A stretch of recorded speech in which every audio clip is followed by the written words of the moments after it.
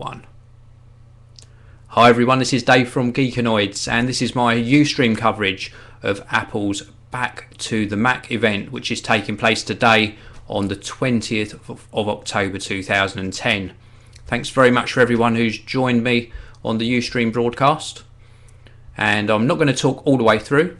Steve's actually come on the stage now, so let's just listen to what Steve's got to say.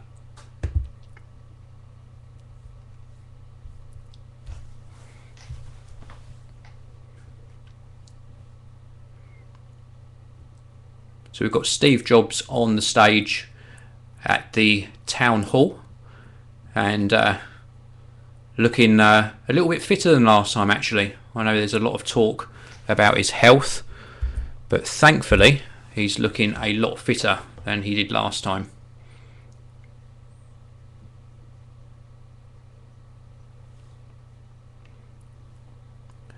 Now, just to let you all know, I'm not able to publish the video that Apple is streaming.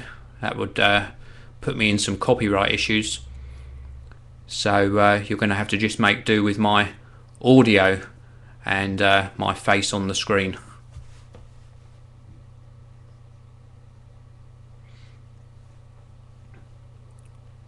$22 billion of revenue.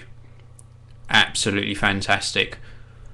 Apple's bank balance has grown considerably from a few years back when Steve Jobs wasn't at the helm of the company. So fantastic how it's recovered.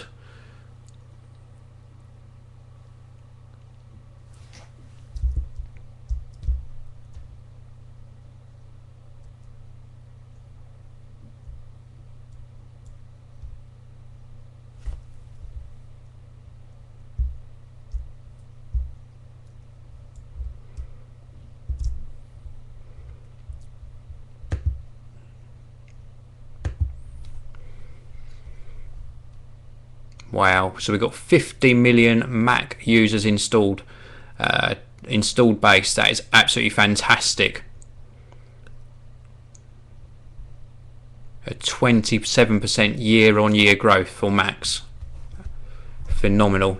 Yeah, totally agree with you, MCon.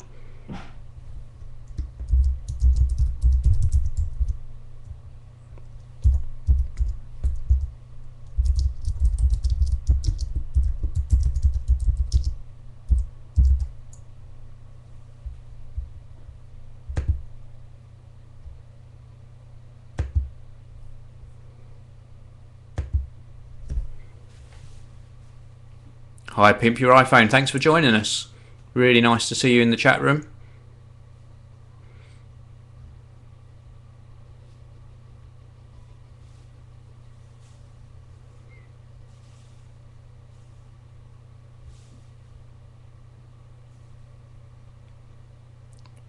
So we're just having Apple going over some market share figures with us at the moment. Interesting to know that we got 600,000 registered Mac developers, and that 1 in 5 sales in the US are Mac sales. Unbelievable. Such a big growth for Apple over the past year.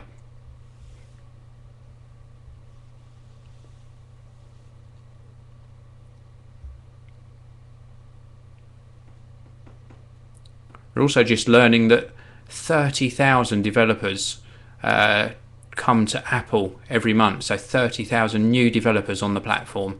That is phenomenal. And although Apple have got their own opinion on why that is, it's got to be the iPhone and the iPod apps, not just the desktop computers, that are really delivering them these great results.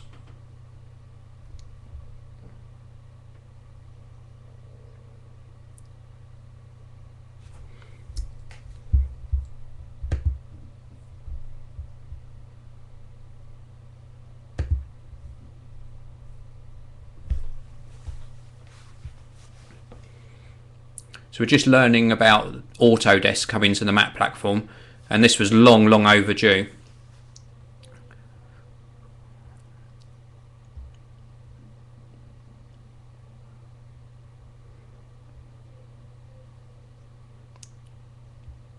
praising Microsoft.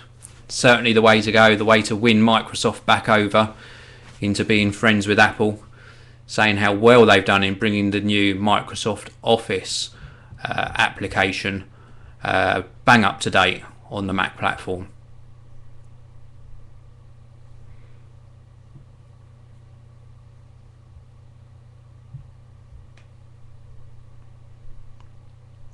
Interesting to learn, just to give you a bit of background, Mquan, who's in the chat room as a moderator, publishes a lot of video to YouTube, and he's just posted that he's watching the event with Mrs. Mquan, and my other half actually stays out of the room. No interest at all in any of the technology things. So absolutely fantastic that you've got somebody there watching with you.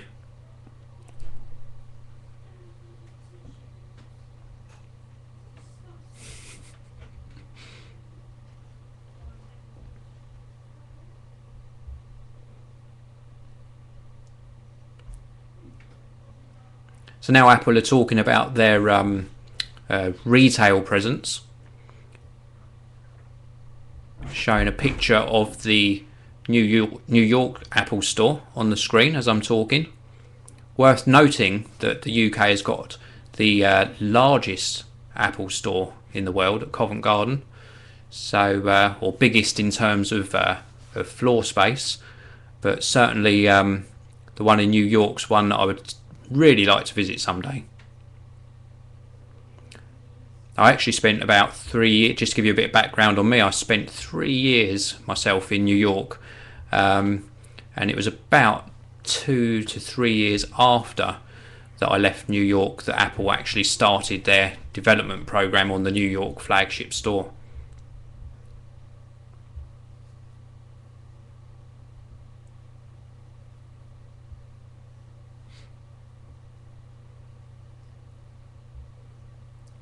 This is some great background that Apple are giving about their store designs and the Shanghai store and then onto the Beijing store. It's certainly nice to see this sort of background, but it feels as though they're padding the event a little bit, so let's hope that they get onto some really meaty announcements soon.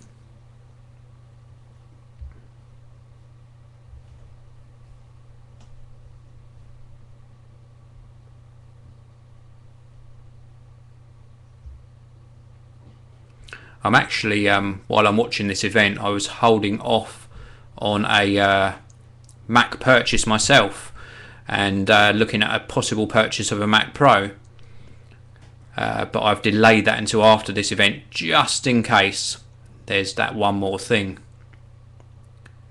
This t-shirt here, you want to know where I got it, everybody?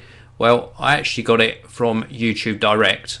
I've got a contact at YouTube and was lucky enough to be directed to where I could get hold of these, but it's no big secret they are available via a Google Store as well. If you search for Google Store, I'm sure you'll come across the YouTube section. You can actually order them as well. I think they're about £10 or £12.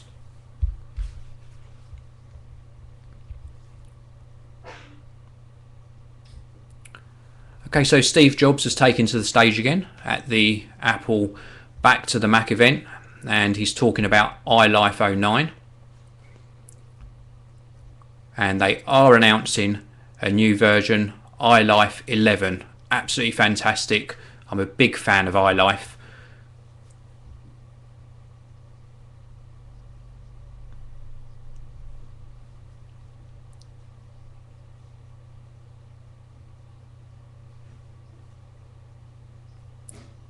So Steve's just talking about the new iPhoto, wondering what they're going to be able to add to this application.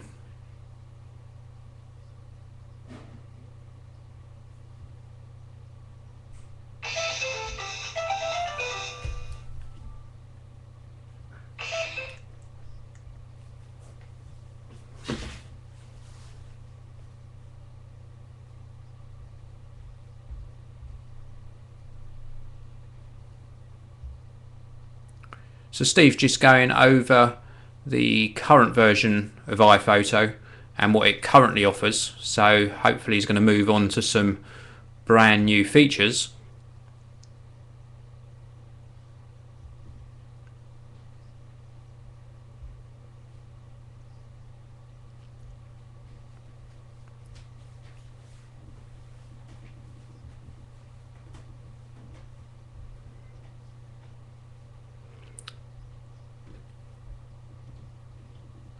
So we've got some new features in iPhoto 11. Phil Schiller's going to demonstrate those to us.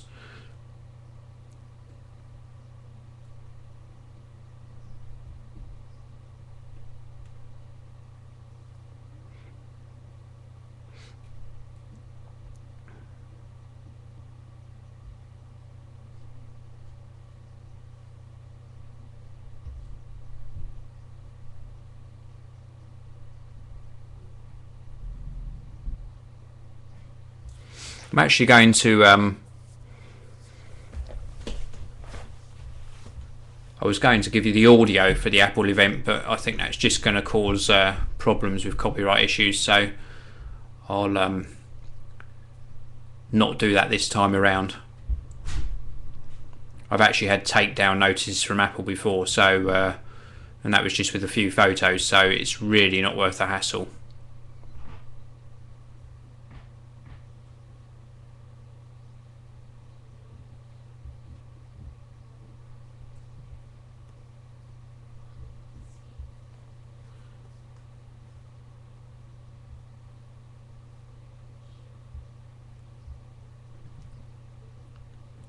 So in the new iPhoto 11 we've got a full screen places view, so you can get a full screen map view of where all your photos were taken.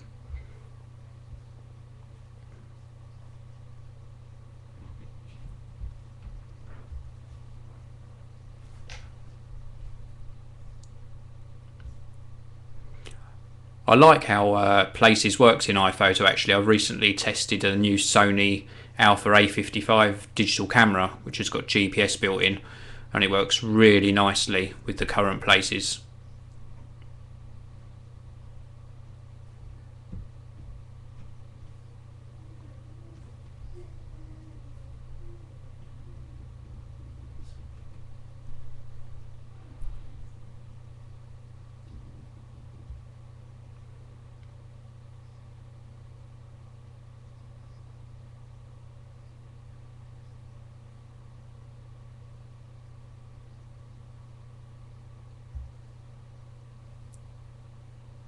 So as well as the new way of drilling down and getting specific photos taken in specific places, we've also got some new slideshow themes and transitions, one of them called Places. So it gives you a nice slideshow with a map overview of where the photos were taken. Looks really swish, looks really nice what they've done with Places in the new iPhoto 11.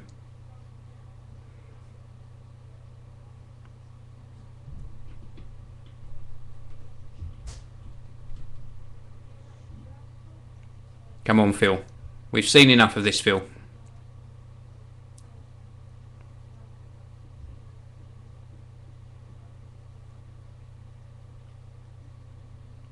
Very nice slideshow.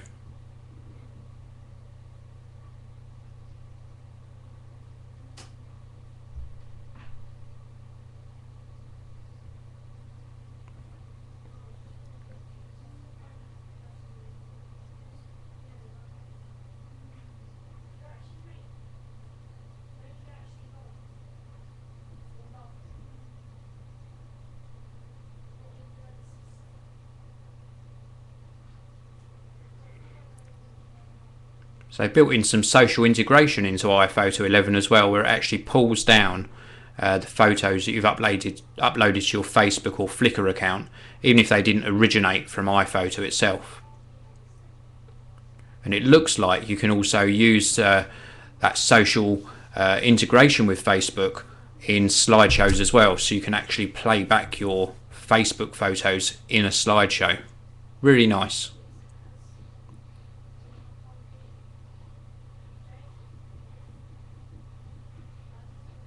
I've always been amazed at how iPhoto does these excellent transitions. So it just looks like they've improved on that a great deal.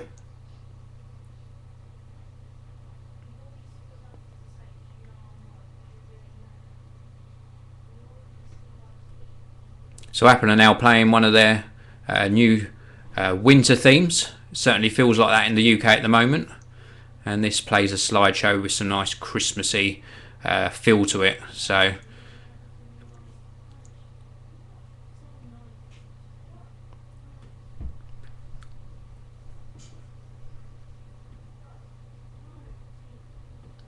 just while Phil's playing this slideshow event, I just want to let you know that this is Dave from Geekanoids, publishing on UStream at the moment, covering Apple's special event, Back to the Mac.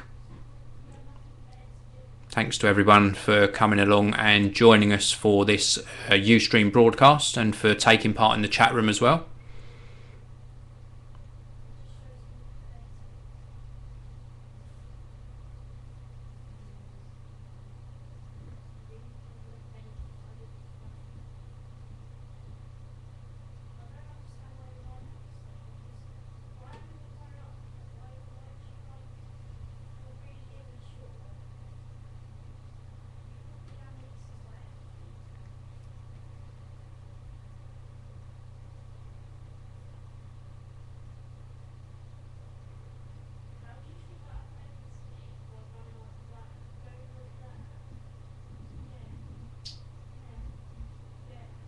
So this is really nice. Phil Schiller's just demonstrating the new feature for emailing photos from iPhoto, and the way it automatically formats the email for you and pulls the photos over to the mail application.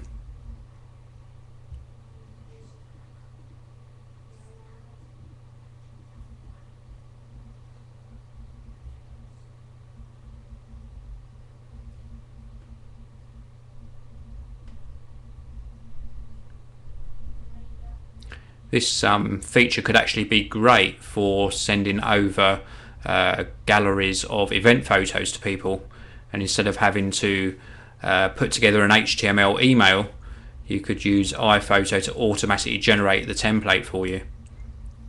Really nice idea.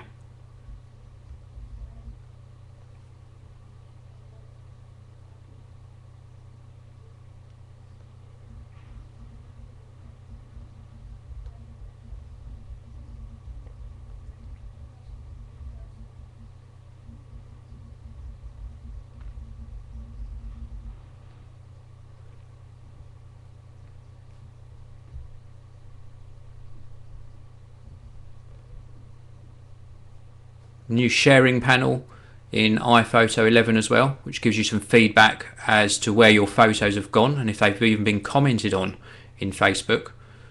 So some really nice social integration in the new iPhoto 11.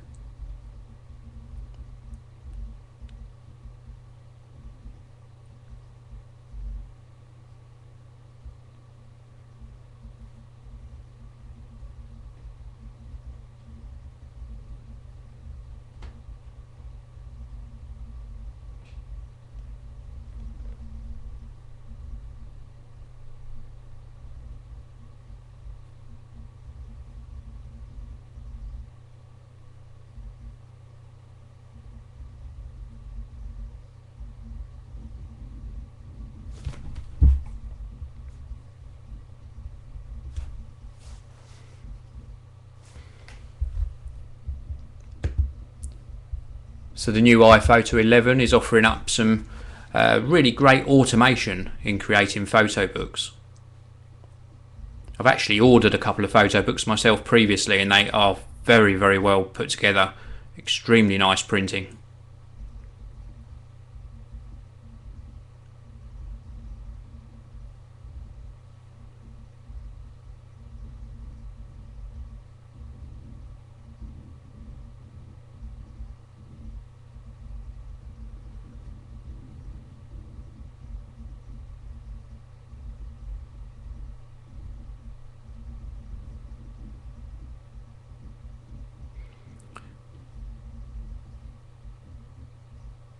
So we've got some more intelligent selection of photos during the book creation. So they've done a really nice job of making it select the right photos and giving them dominance in the book.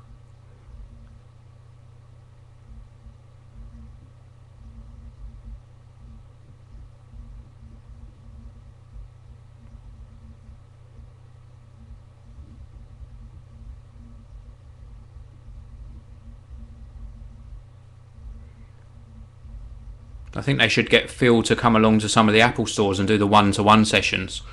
He certainly does a good job of explaining it, a lot better than I've experienced at some Apple store one-to-ones.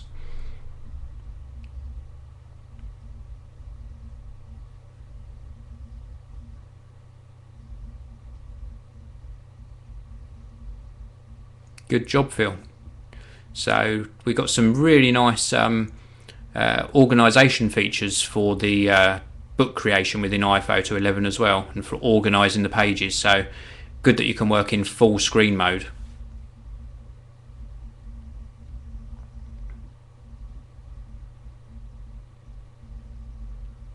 It certainly would, MQuan. This would be absolutely fantastic for creating wedding photos.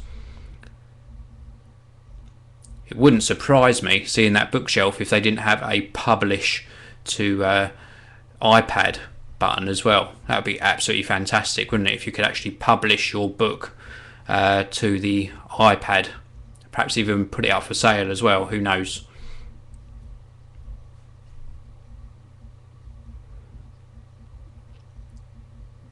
I think iPad publishing is actually something that we will see introduced in Pages. I said it here first, guys, so I think when they cover the new Pages application, which should come today as well, I'm certainly hoping it will do, there will be a publish to iPad option there. So while this video is running, just to let you know, this is Dave from Geekanoids publishing a UStream video covering Apple's special event that's taking place today. Apple are currently telling us about the new iLife 11 suite, and currently in their keynote, in their presentation I should say, they're showing us how their books are produced when you order a book from within iPhoto 11.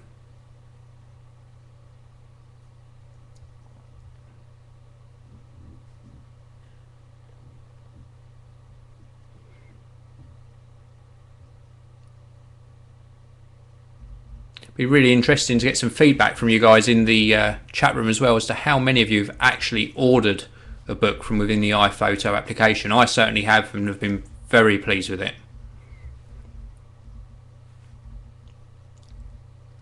So Steve Jobs has just taken back to the stage,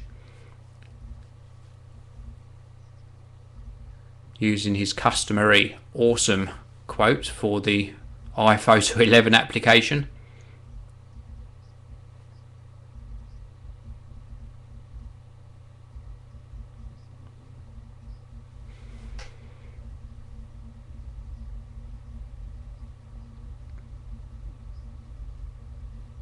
No, we've seen it do it before. Steve said that we haven't seen a computer do this before, but we certainly have. Just maybe not as elegantly.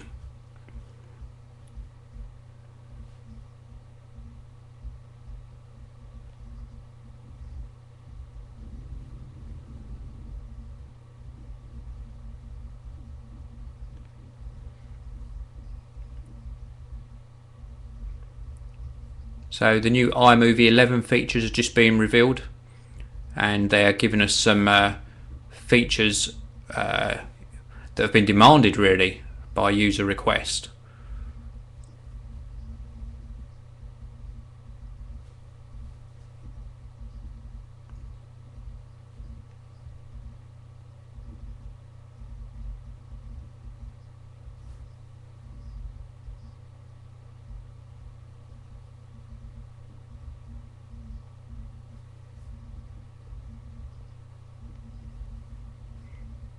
So for those of you who are watching the UStream feed, the new iMovie 11 has all new audio editing, one-step effects, people finder, new sport themes.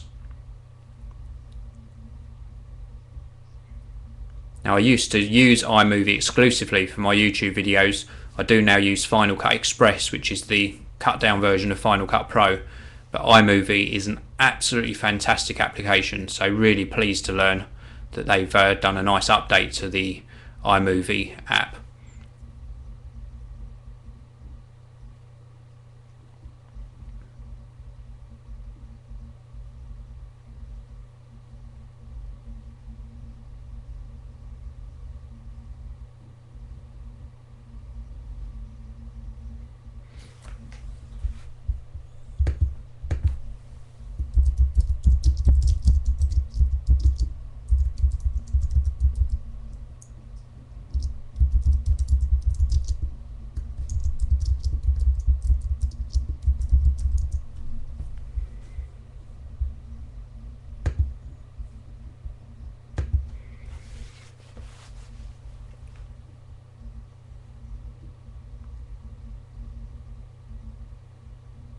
So we've got some nice new audio controls in the new iMovie 11.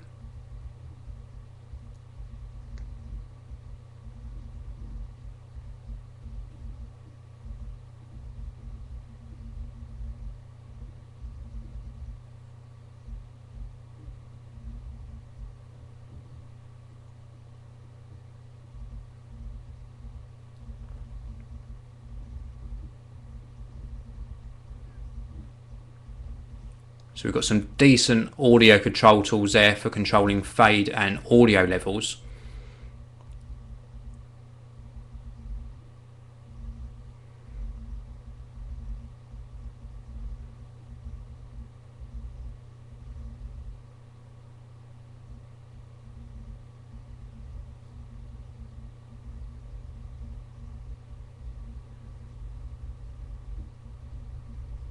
So they've also introduced some audio effects into iMovie 11.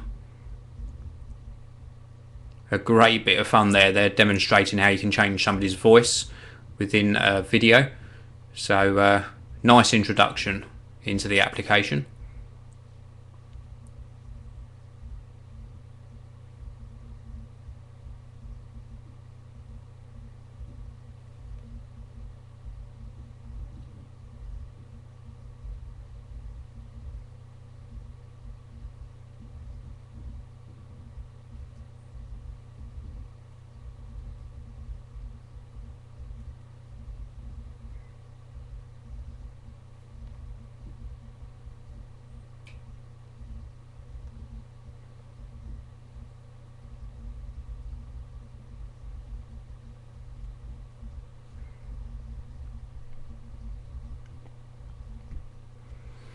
So another new thing they've introduced into iMovie 11 is one-step video effects, and the demonstration they're showing at the moment is creating instant replays and slowing down the motion, even introducing still frames into the video as well.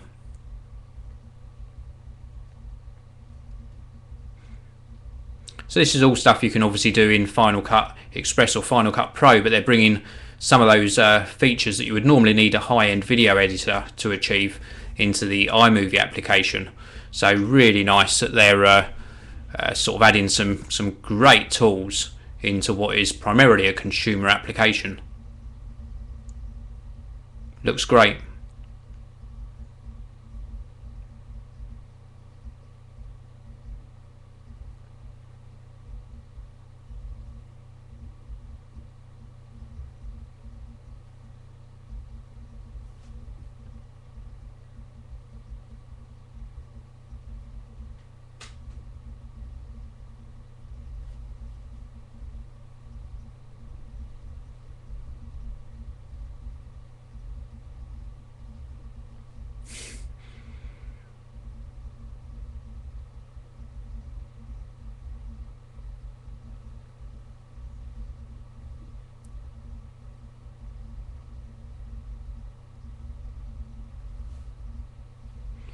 So they've also introduced something called movie trailers, which is going to create like an intro about the movie that you've created.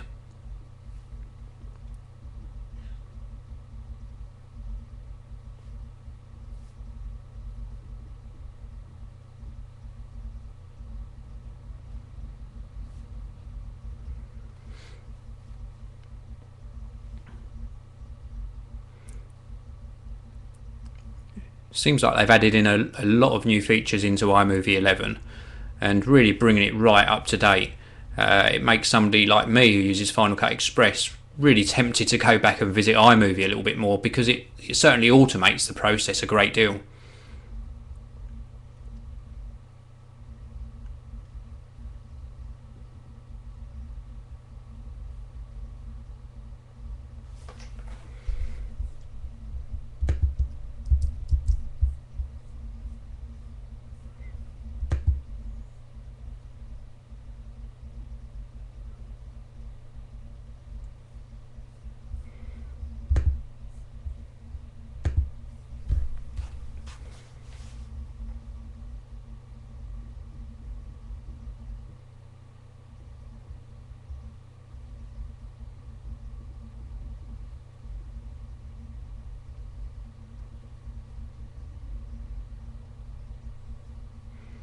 This new movie trailer feature looks absolutely fantastic in iMovie.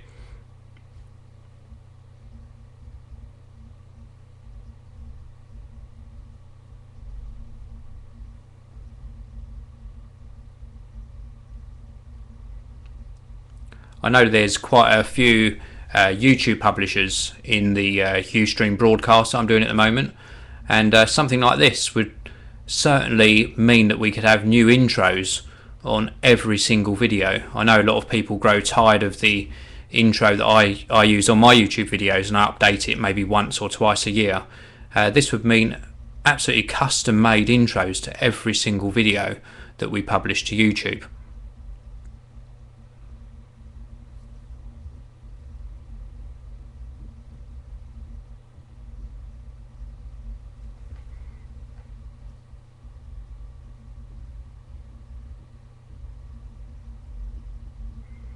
This is just absolutely fantastic. For those of you that aren't watching the live stream from Apple, the demonstration is putting together a intro or a trailer for a video just by dragging and dropping clips into the interface that they've created.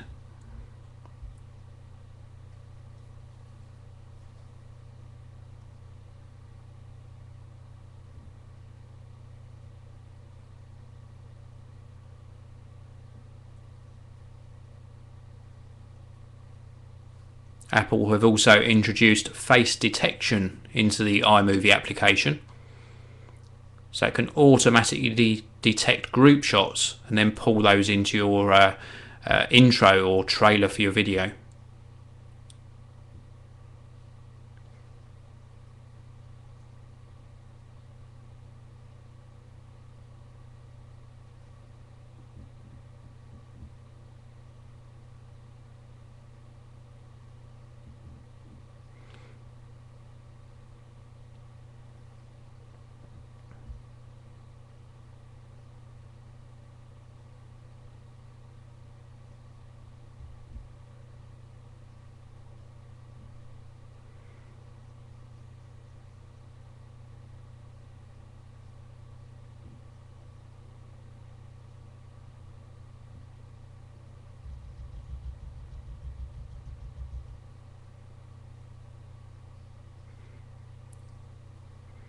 The actual automation they built into the new iMovie 11 looks really good in the demonstration. I just hope it actually rings true when we get our hands on this application, that you can automate the process as easily as they're actually showing in the demonstration.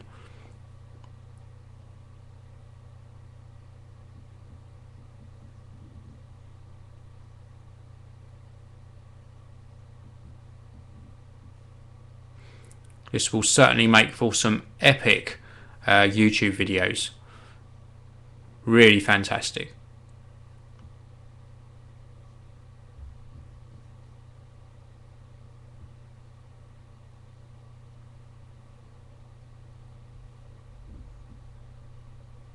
So this automatic process has created what they've called a trailer. I'm just hoping that when we get our hands on the new iMovie 11 application, we can alter the length of the trailer and then assign it as an intro to the main video. That would be absolutely superb if you could create a quick 10 to 15 second intro to your main video.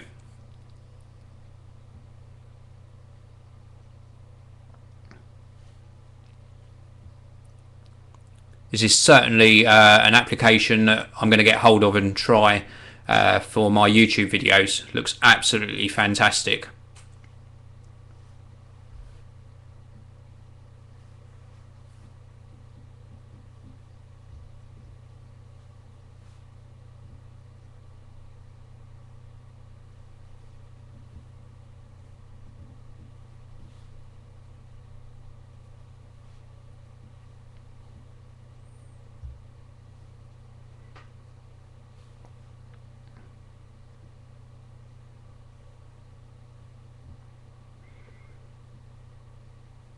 So now Apple are playing back some of the trailers that they created with the new iMovie 11 application and showing off some of the themes that they built in.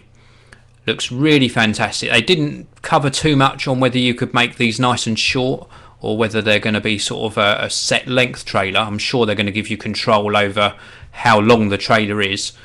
Looks absolutely fantastic, and the automated features within the new trailers are really looking good.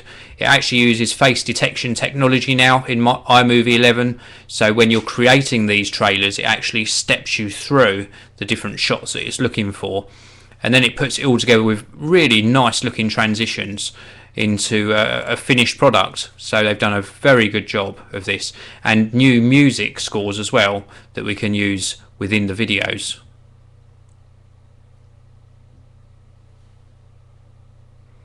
And they've just gone on to show another trailer now. One thing that isn't looking that great with the new iMovie trailers is it does add sort of credits to the end. So this is really creating something that you'd show as a separate video rather than an intro to a video. But I'm sure we can customize that to suit individual needs. And it's something I will definitely be exploring in both the review and to use for my own YouTube videos. How's everyone in the chat room finding the stream so far? Is this what we expected? They're spending certainly a long time on the new iLife suite of applications, and I would have thought that they would have kept this to probably round about the 30-minute mark and then moved on to what we're hoping is going to be some hardware announcement. I'm not saying that what they've covered so far is lacking, just that they seem to be drawing this out into quite a lengthy reveal of all the new features within the new application. So Steve Jobs has taken back to the stage. My stream has stopped, so I've lost video on the Apple Live event, although I am getting audio. Hopefully a quick refresh will sort that out. And for those of you who've just joined us on UStream, this is Dave from Geekanoids. I'm a YouTube partner and publish a lot of content to my Geekanoids channel on YouTube, and today I'm covering off the Apple Live event where Apple are currently announcing some new products. So I'm back with streaming video thanks to a quick refresh, and now Apple are detailing the new features within GarageBand 11, or GarageBand 11 as they pronounce it. There's a new feature called Flex Time, groove matching, more guitar amps and effects introduced, and some new piano and guitar lessons, and also a How Did I Play feature. So let's sit back for the demo of the new GarageBand 11.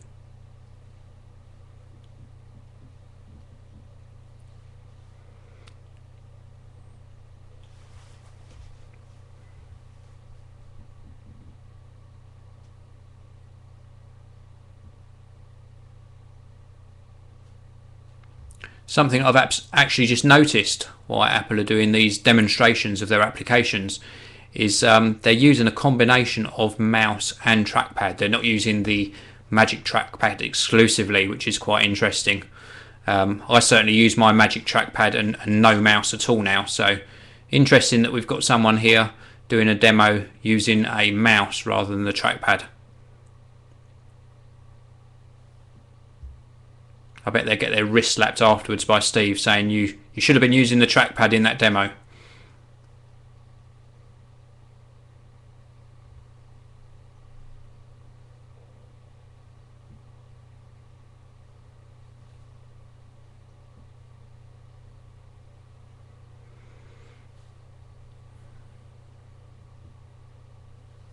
So it looks like we've got another 10-minute demo going on GarageBand 11, which is a bit of a shame because this particular application doesn't interest me a great deal.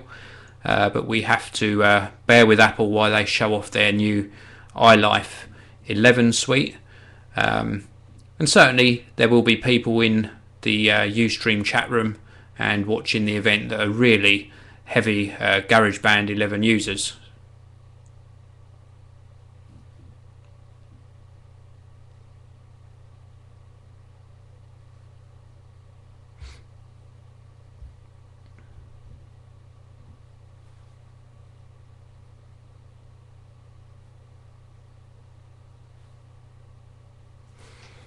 So I'm continually getting streaming problems with the Apple Live event, so bear with me as I sort of pause in the commentary. But they were basically just demonstrating the new Groove Maker, or Groove Matching, feature within GarageBand, and selecting sort of a master track and then allowing the software to automatically match the other tracks to it.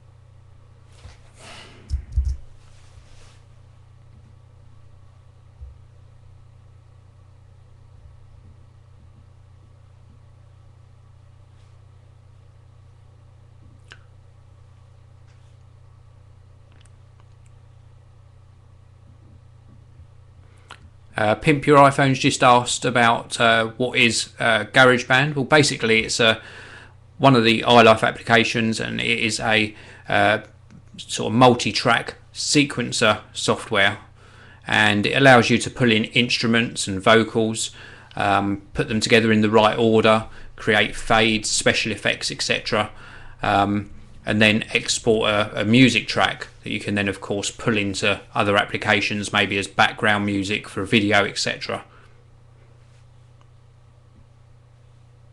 It also interfaces with musical instruments, so you can actually, as well as pulling in vocals, you can pull in actual instruments into the app.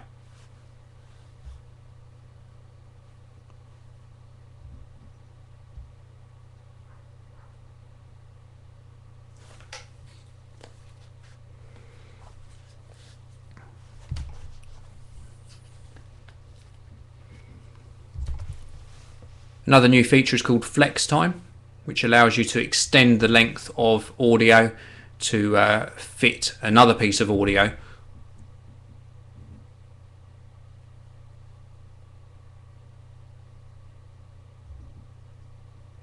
Now Apple are demonstrating the music lessons that they introduced in the last version of GarageBand. I wasn't a big fan of this when they announced it last time, but I'm sure it appealed to some people. And this is where it's going to give you a lesson, for example, on how to play the guitar.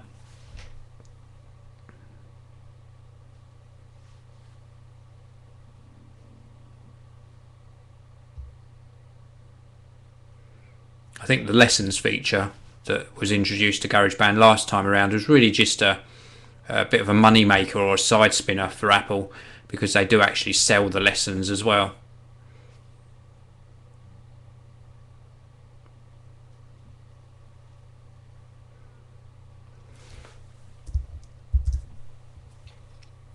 Totally agree with you there, M-Quan. I think we get the idea with iLife 11. Apple could have condensed this section of the video probably down into about 20 minutes and then moved on to the hardware. But they're still demonstrating their new iLife 11 software. And like all of us, we're waiting really to see what new hardware they're announcing today.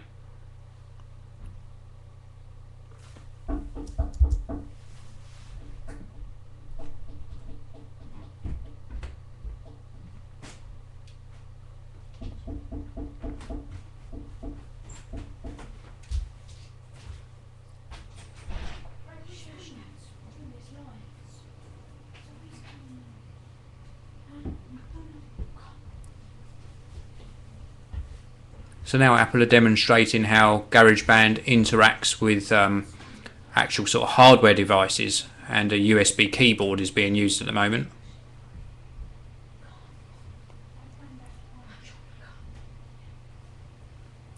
Just while we're getting a demonstration of the new lessons in GarageBand, just a brief recap on what's happened so far.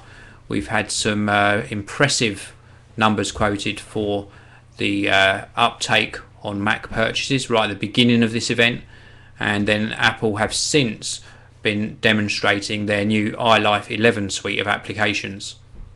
So we've got a new iPhoto, a new iMovie, and now they're in the process of demonstrating the new version of GarageBand.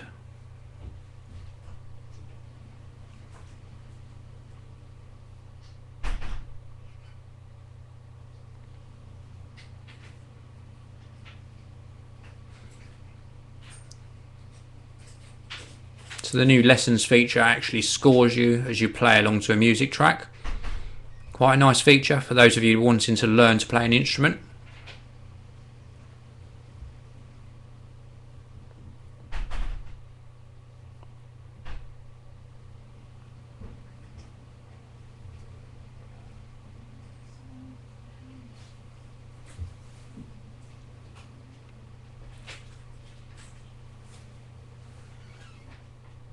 I've never been a big GarageBand user. I don't know about anyone else in the chat room, but certainly it's one of the less well-known applications from Apple.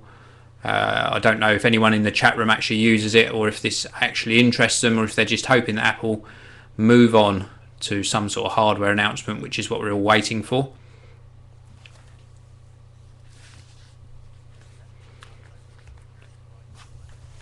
So Ivan White, you're a big GarageBand user. Have you used the app since sort of the last version, or have you used it for longer than that? It would certainly be interesting to learn if you use it for professional production, or if it's just for creating sort of background music. Be interesting to learn how you're actually using it, if you wouldn't mind sharing that with us.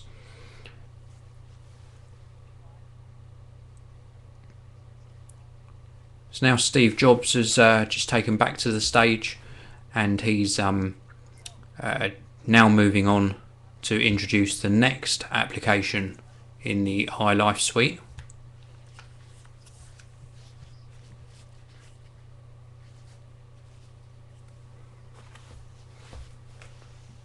Looks like they're wrapping things up on the iLife announcement, and just telling everyone the thing that all us Mac users already know is that iLife is free for all new Mac users, or if you purchase a Mac. And they're also doing an upgrade as well, an upgrade price of $49, which for us UK users will probably equate to around about £39. Very good price.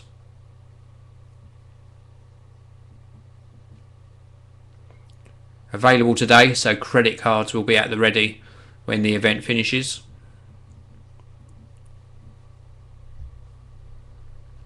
£49 upgrade price for iLife 11. Absolutely phenomenal.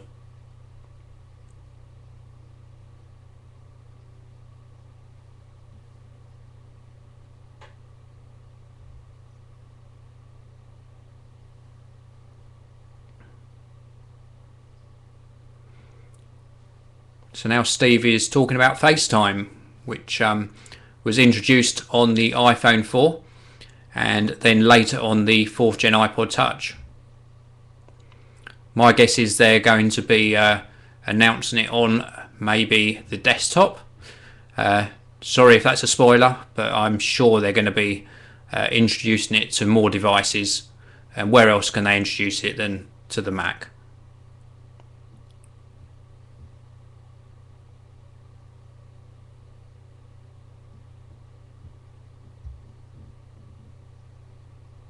There we go. FaceTime on the Mac. Wow, that is a good announcement. Absolutely brilliant.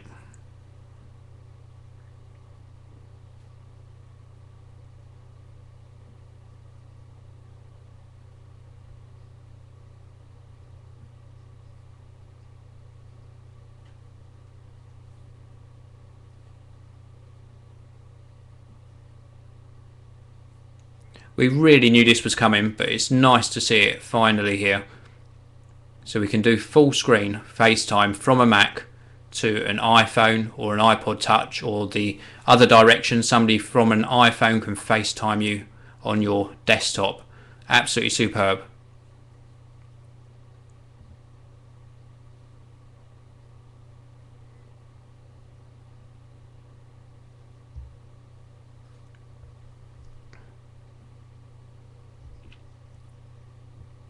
Just a big shout out. I know there's a few people that know me in the chat room. When the FaceTime app is actually available, we need to get together and do a FaceTime conference, and obviously record that we're speaking to each other. Make for a very interesting test and a very interesting video.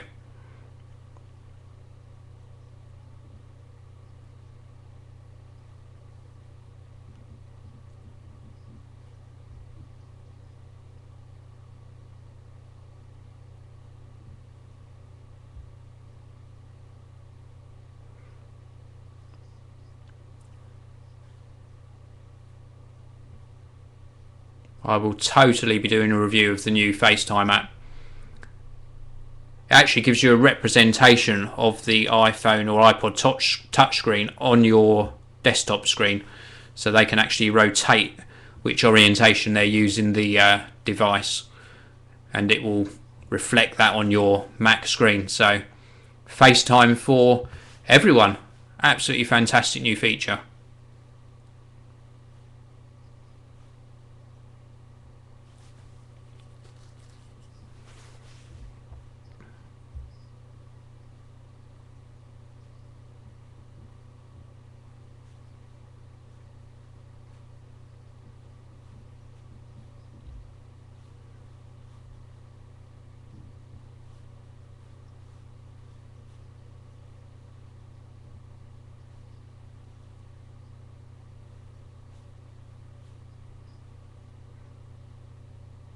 So for those of you who just joined us, Apple have announced some great results with regards to Mac sales, a new iLife 11 suite of software, and now FaceTime on the Mac.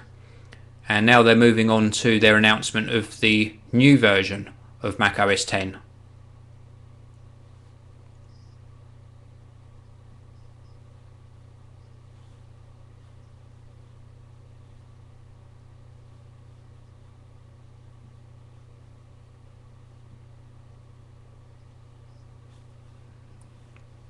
So is it going to be called Lion, everyone? A sneak peek at the next Mac OS X.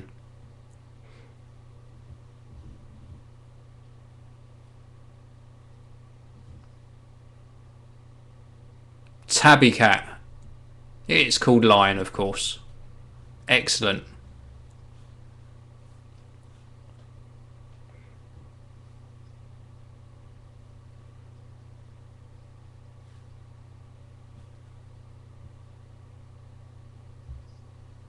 I think Apple are responding to their criticism that they were ignoring the Mac platform.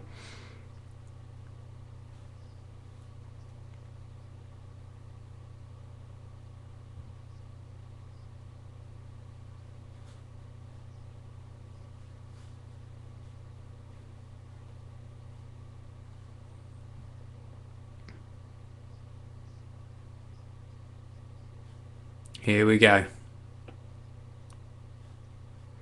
So we're going to have some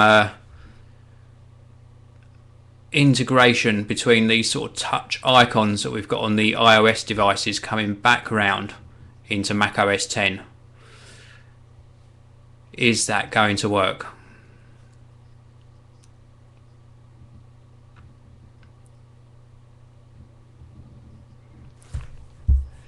This is surely preparing everyone for a touchscreen Mac of some sorts.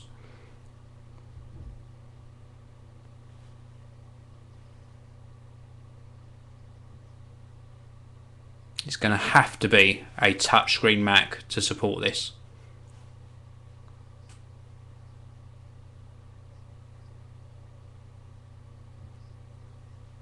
So they're announcing an app store for Mac desktops. So they're going to try and pull in developers and you're going to be purchasing your Mac software via Apple. A big money maker for Apple, this.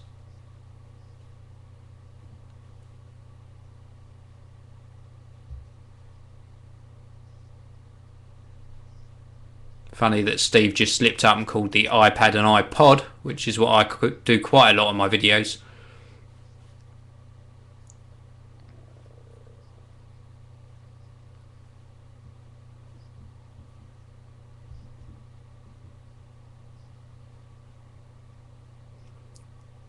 This could be good, but it's also quite worrying that if they change macOS 10 too much, that you're going to lose a lot of functionality.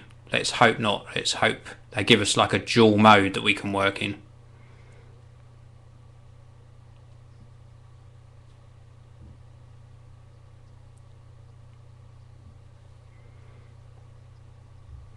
So Steve Jobs is just introducing multi-touch gestures, and we can see somebody touching their MacBook screen.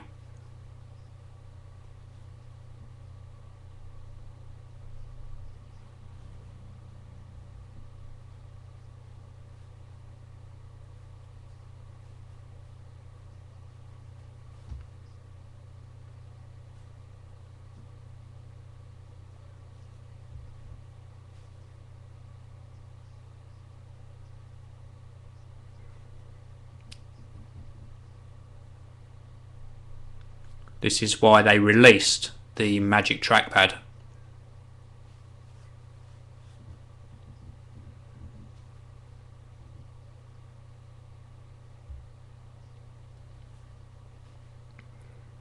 Makes me wonder if they're going to create some sort of small screen touchpad. That would be very interesting if they did an actual screen as a trackpad.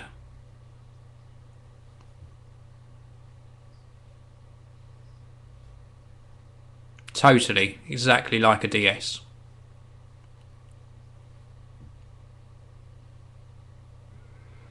Now this is very interesting. Steve is now introducing what could happen with the App Store on macOS 10.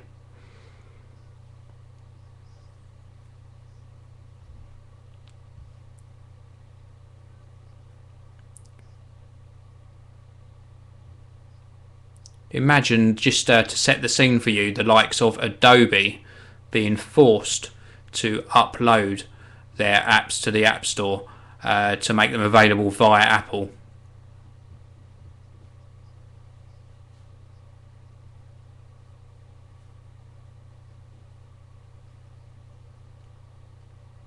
One-click download for the likes of Adobe Photoshop. Unbelievable. Another 30% revenue from all app sales onto the Mac desktop for Apple. Genius move. I can see this being a very big thing, certainly for smaller developers. So you get multi-license use as well. So if you purchase an app through the Mac OS X App Store, you can use it on all of your personal Macs. So it's not just a one-use license. That's fantastic.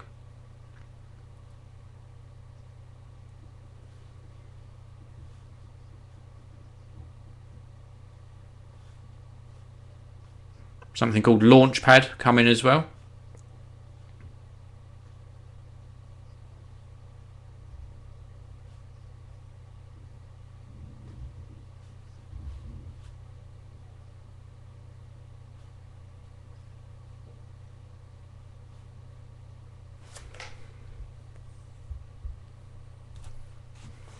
So the Apple special event is still going on, and Steve Jobs is currently walking us through a sneak peek into the new macOS version 10.7, which they're calling Lion.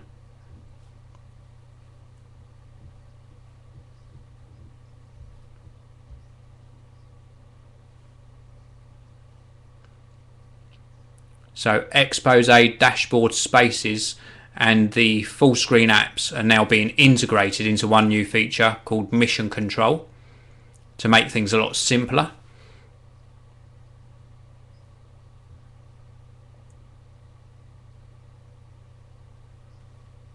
And we're going to get a demo, which is really nice, of some of the new features. So just before this demo starts, we've got some news about a new app store for Mac desktops coming to macOS 10.7.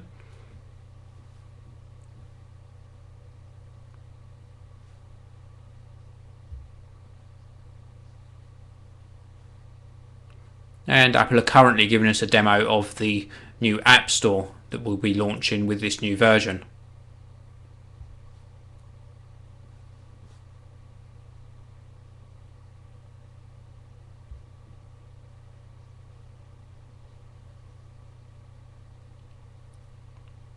Seems like developers have been working behind the scenes on this, unless of course Apple are just using a random selection of icons in their demonstration.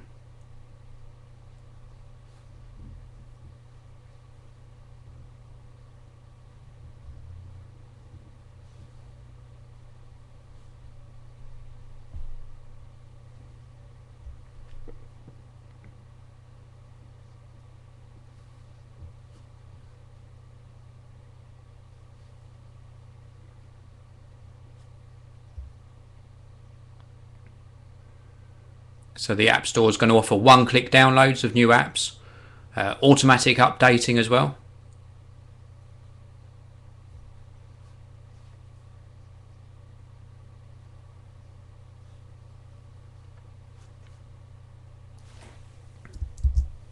So we've got a one-click download of an app on macOS 10 Lion, and when you one-click that download, it will automatically install to your Mac.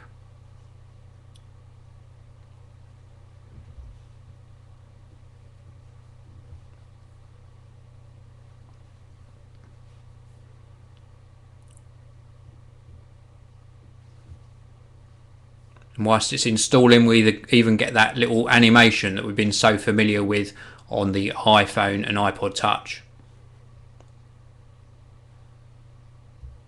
A great way of distributing new software, this.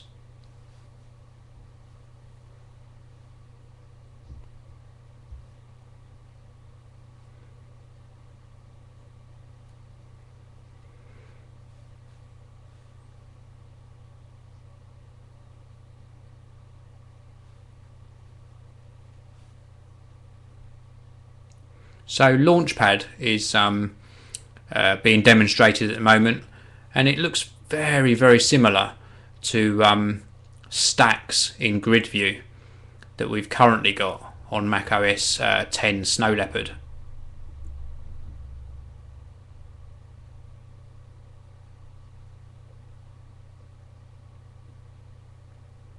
Not really sold on the new Launchpad.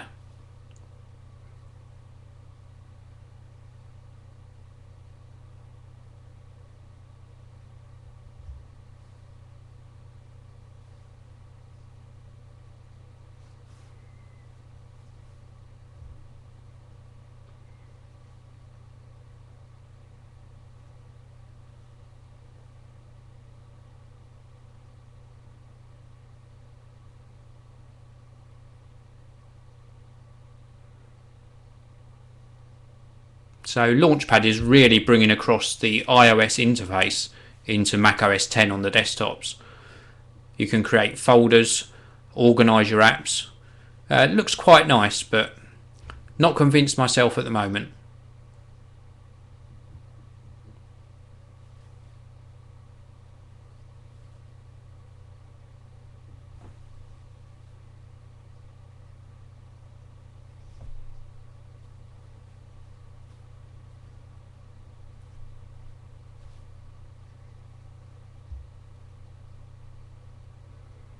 And they're now demonstrating full screen preview of PDF files.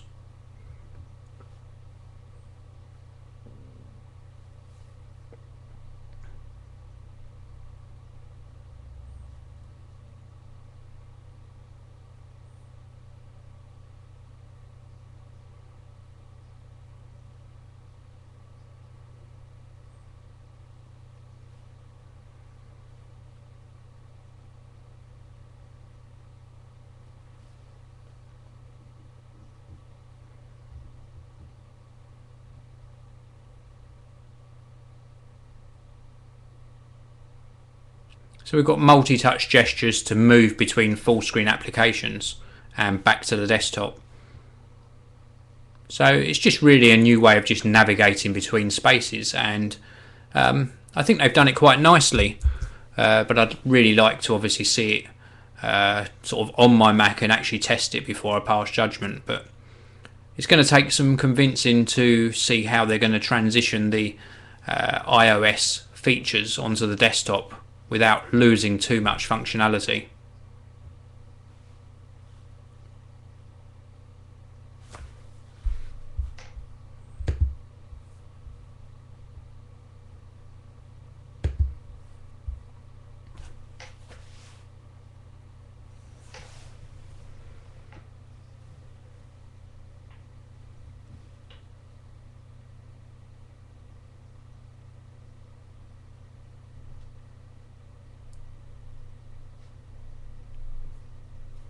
So now demonstrating something they're calling mission control.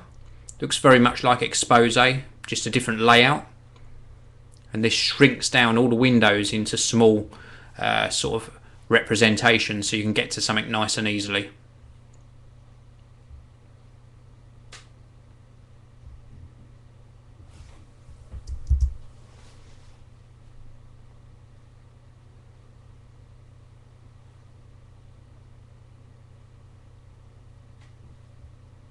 So for those of you who've just joined us in the UStream broadcast, I'm just watching and commenting on Apple's special event taking place today. So far they have announced some great sales figures, a new iLife 11 suite of applications, and now they've moved on to a sneak peek at the new version of macOS 10 Lion.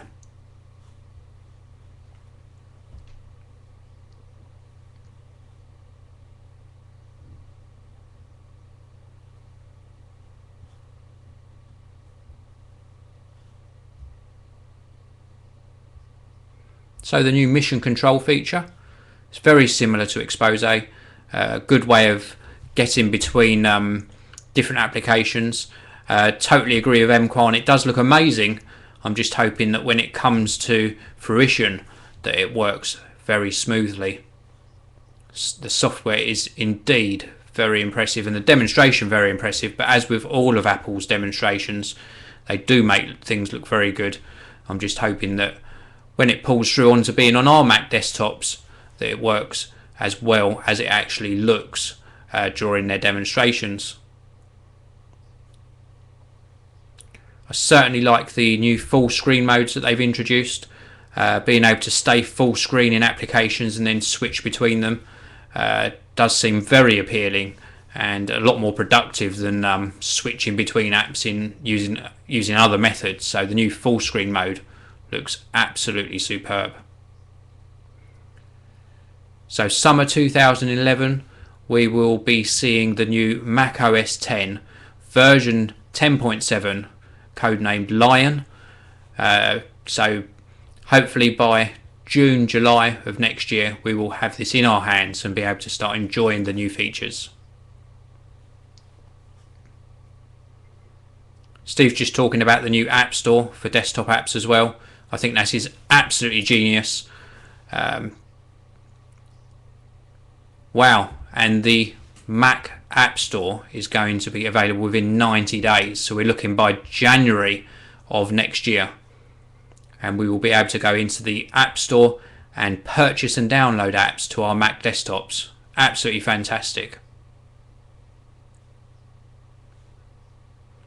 For app developers, if there's any in the chat room, you can submit your apps in November of this year to the new desktop App Store. So I think Steve's drawing to a close the sneak peek that we've been given. Let's hope that he does his one more thing. We're all expecting some new hardware as well, but he seems to be closing the event, but normal tradition is that he will do one more thing, so let's just hope that we do get a hardware announcement that we've all been waiting for. He's certainly got 20 minutes to do it in to keep things down to the 90 minutes mark.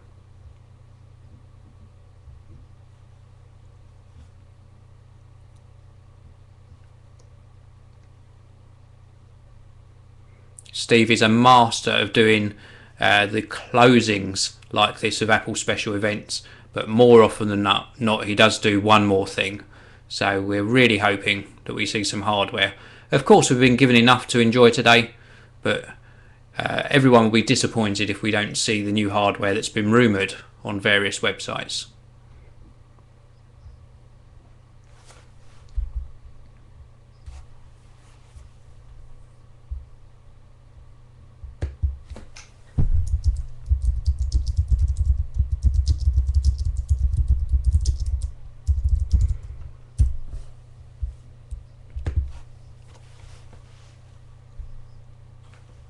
So Steve's just summarising what's been announced so far, and of course probably one of the highlights for me so far is FaceTime on the desktop. I think that's absolutely fantastic, being able to communicate face to face from a desktop to a mobile device. Really, really good.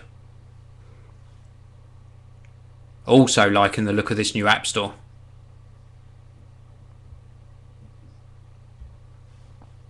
Now the one more thing. Here we go. Steve's done the one more thing. The gag's getting old, Steve. And is it going to be the hardware that we're all expecting?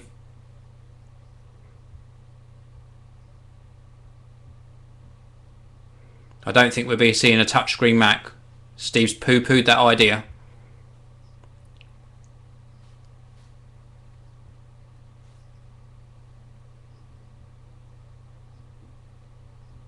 We need a new mobile device. Totally. A very, very thin laptop. Like a netbook, but not a netbook, of course.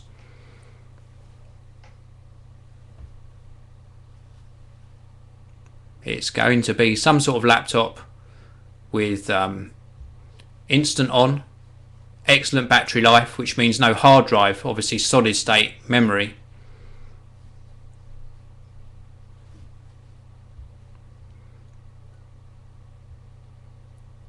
They said they would never do a netbook, but this is going to be Apple's answer to the netbook, of course.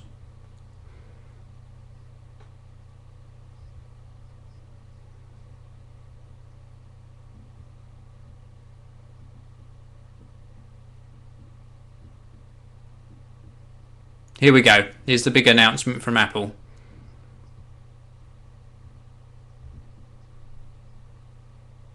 Wow, it's looking good. So we are getting the new MacBook Air today. Ultra thin at the front.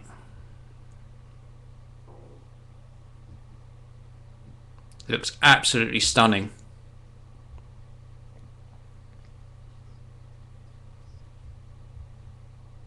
Oh my god, I speak like Steve Jobs.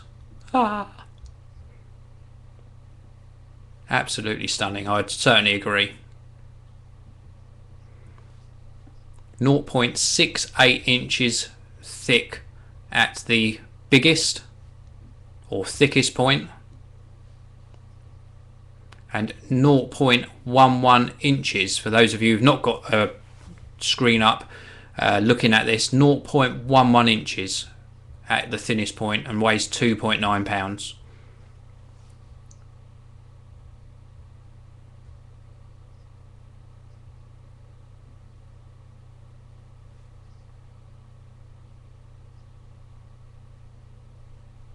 Wow, looking stunning. Unibody construction to the new MacBook Air. Once open, looks like the old one.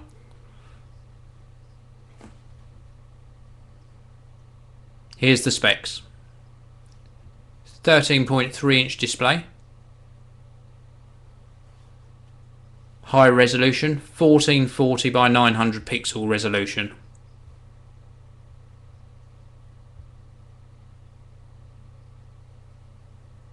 Not going to see a touchscreen. We're not going to see a touchscreen.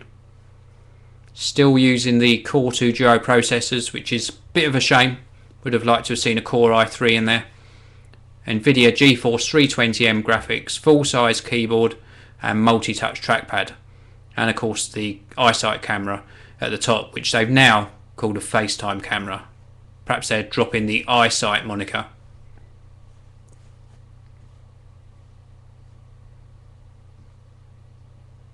So they've of course stayed with the no optical drive. No optical drive as with the previous MacBook Air, and it's now all solid state storage. This is going to really extend the battery life.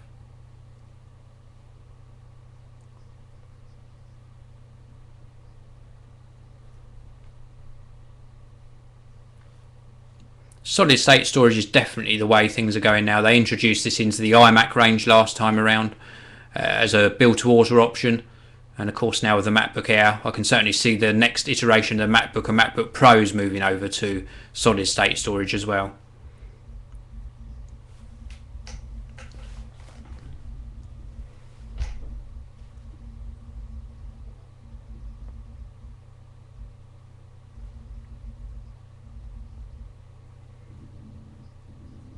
So for those of you who've just joined the UStream broadcast, my name's Dave from Geekanoids. Apple are holding a special event today and they've just announced a new MacBook Air. 30 days of standby time on this new MacBook Air and 7 hours of use from a single charge.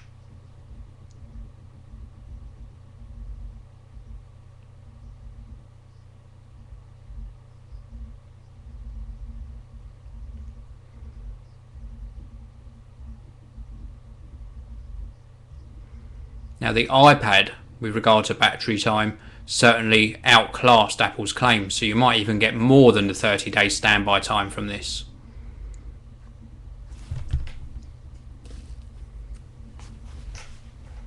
Yeah, the lack of optical drive, totally agree, MQuan. That was a sticking point with the previous MacBook Air, but I think people get around that a lot, and if you think about it, the introduction of the App Store for desktops as well really does sing true the way Apple's going, that you're going to download your apps to devices now.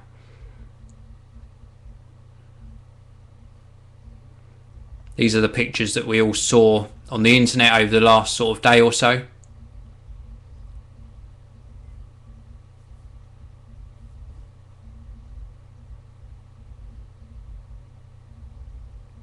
Look at the 4 black blocks there on the MacBook Air. This has got to be battery.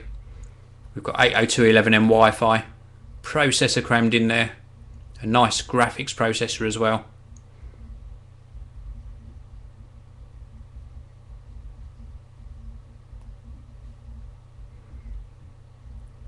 Four battery cells to give it that 30 hour of standby time.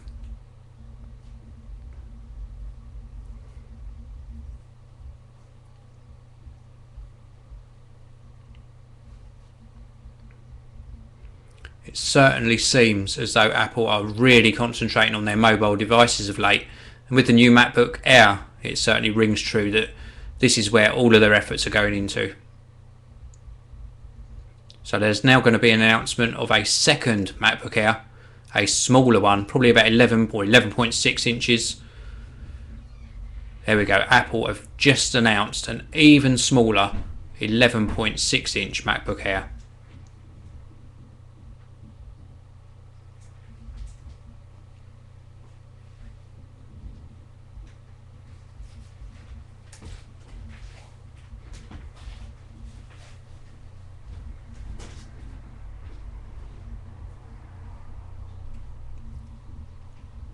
So the smaller MacBook Air keeps all of the same specifications as the larger one, with the exception of 11.6 inch LED backlit display and a 1366 by 768 resolution.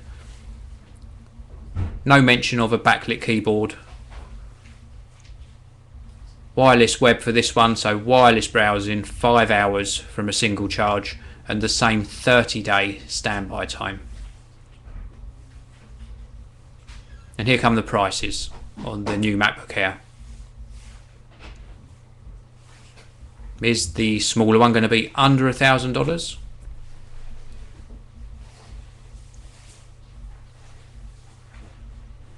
There we go. Under $1,000 for the 11.6 inch MacBook Air. That's with a 1.4 GHz Core 2 Duo processor and 64 gigabytes of memory, flash memory that is, and a 13.3 inch MacBook Air with a 1.86 GHz processor and 128 gigabyte of solid state storage starts at $1,299. So in the UK, you're probably looking at around about the £849 mark to get yourself the base model of the new MacBook Air.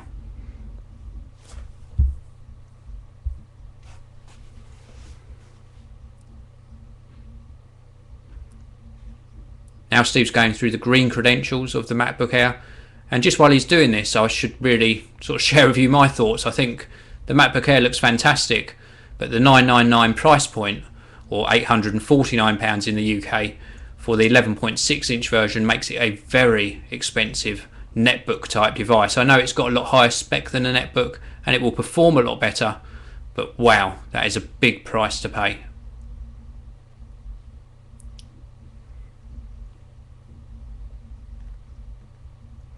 Available today, so immediate availability on the new MacBook Airs. I certainly would like to test one, but it's not of great interest to myself to purchase one of these. But if I can get hold of one to test, I certainly would love to bring you a review of one. So Apple are now playing the ad for the new MacBook Air, and in reflection, they've snuck out something that really resembles the specifications of a netbook. 64 gigabytes of storage and 11.6 inch screen running at that low 1366 by 768 resolution. Almost matches most netbooks nowadays. As I said a minute ago, it is going to obviously exceed the performance of netbooks, but the price point is just too high for me, in my opinion. It'd be nice to know anyone else's opinion in the chat room if they think that price is way over the top. We obviously play an Apple Premium all the time, but certainly far too high for that sort of specification. Apple are now playing a video about the production and design of the new MacBook Air.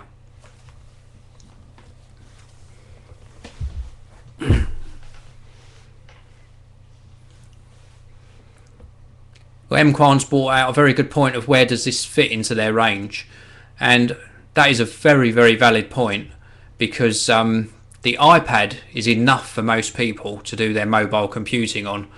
So the MacBook Air priced at this sort of amount is very difficult to justify.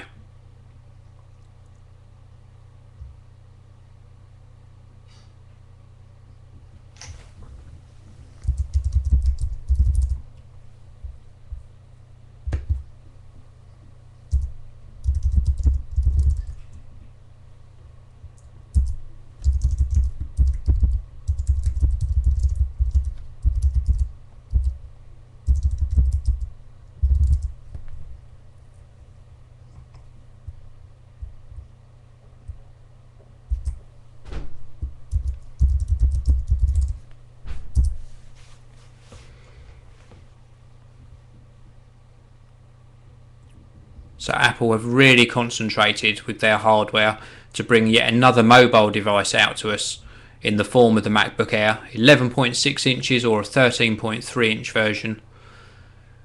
Very interesting that they've done this more or less at the same time of announcing a new app store to download apps from for desktop computers, and also introducing a lot more multi-touch gestures to desktop Macs, all at the same time of bringing out yet another mobile device that I think crosses over into the territory of the iPad just far too much. If I had to make the choice between a MacBook Air or an iPad, I would certainly choose an iPad every time.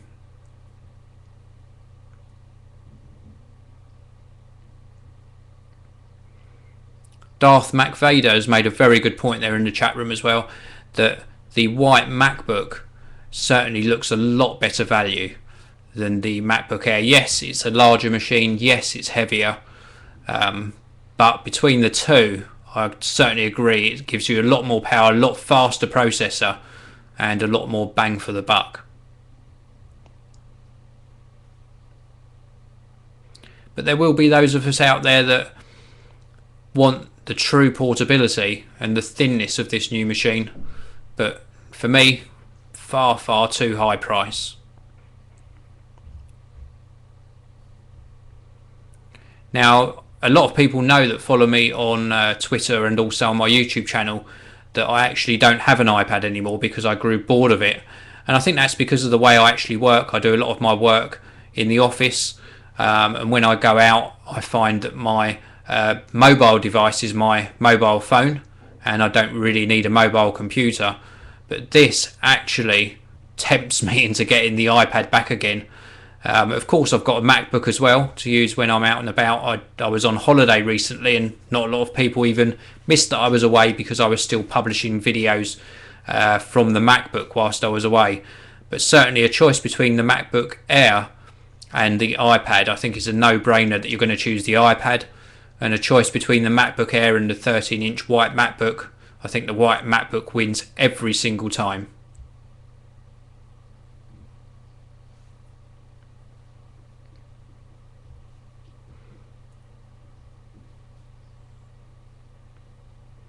Darth Mac Vader has asked what phone I'm currently using.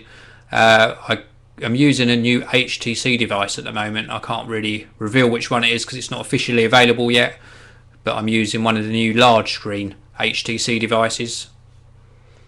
And MQuan, yep, your iPad's sitting around. That's what mine did for a long time. I found that I was playing games on it a lot and wasting a lot of my time when I could be doing something more productive. And I think it was just lacking a little bit on the productive applications, so that's why I didn't really keep it. It was just not getting enough use. My laptop gets far more use because it's a lot easier for browsing the internet, communicating, and using sort of multiple applications.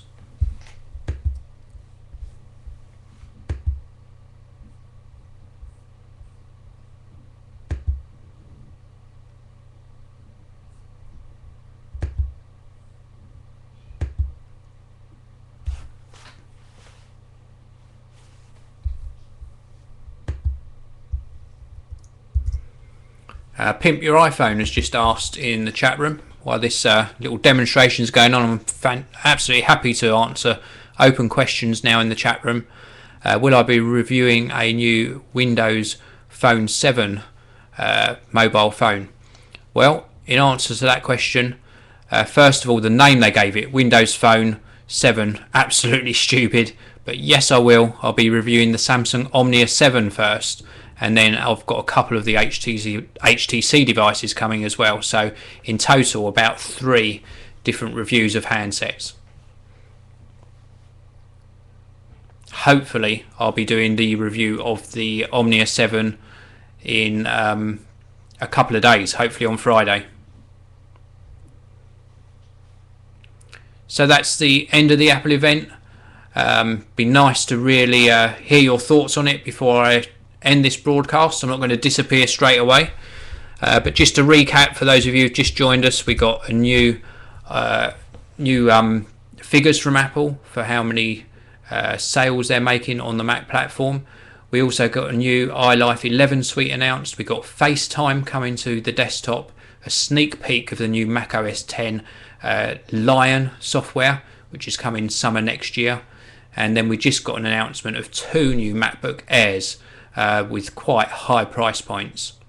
So I'm going to stick around for about another 5 minutes, but then I'm going to pop off and get something to eat. So fire away with a few questions if you've got any.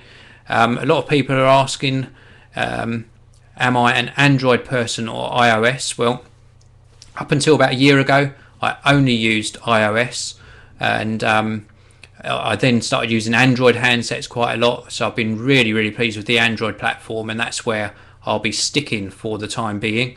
This new HTC device that I'm testing is absolutely superb. It seems like MQuan has to go. Are you going to stick around for a bit, MQuan, just while we do a few questions? I'll understand if you've got to go. Just back to the mobile phones though. So I'll certainly be sticking with Android. and I've got a couple of Windows Phone 7 mobile phones coming, so I'll be testing those with interest, although I think I will stick with Android personally. Any other questions in here?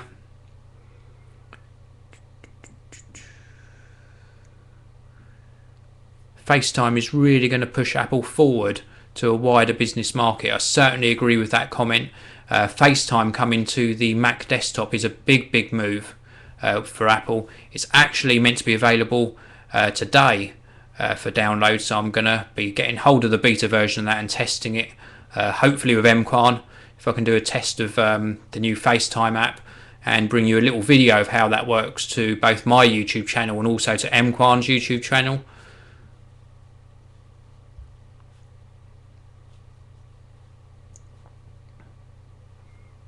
And there's a couple more people commenting. Do you think I should stick with iOS or get Android? Well, it really depends. If you're enjoying your iPhone at the moment, then stick with iOS. Certainly Android for me has proved to do exactly what I want. The apps are available that I need to use. I'm really interested in the new Windows Phone 7 as well to see how that performs. But as I say, I probably will stick with Android myself.